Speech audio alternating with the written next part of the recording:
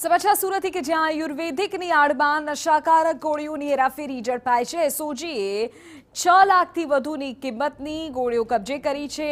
કુલ 66,560 નશાકારક ગોળી કબજે કરવામાં આવી છે। કરિયાણાની દુકાન મારફતે નશાકારક ગોળીનું વેચાણ કરવામાં આવતું હતું। ગોળાદરા વિસ્તારમાં ટેમ્પોમાં નશાકારક ગોળીઓ લઈ જવાતી હતી। પોલીસે ટેમ્પો ડ્રાઈવરની પણ અત્યારે ધરપકડ કરી છે, જેનું નામ ચંદુ લાઠિયા હોવાનું સામે આવ્યું છે।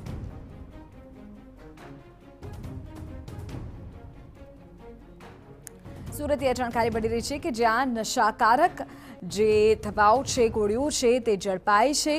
આયુર્વેદિકની આડમાં તેનું વેચાણ કરવામાં આવતું હતું। 6.65 લાખની કિંમત થાય છે। 66,560 જેટલી આ ગોળીઓ છે કે જેને હવે કબજે કરી લેવાય છે। સાથે જ જે ટેમ્પોમાં આ આયુર્વેદિકના નામે નશાકારક ગોળીઓની હેરાફેરી થતી હતી, તે ટેમ્પોમાંથી આ વસ્તુ કબજે કરાઈ છે અને ડ્રાઈવરની ધરપકડ થઈ છે।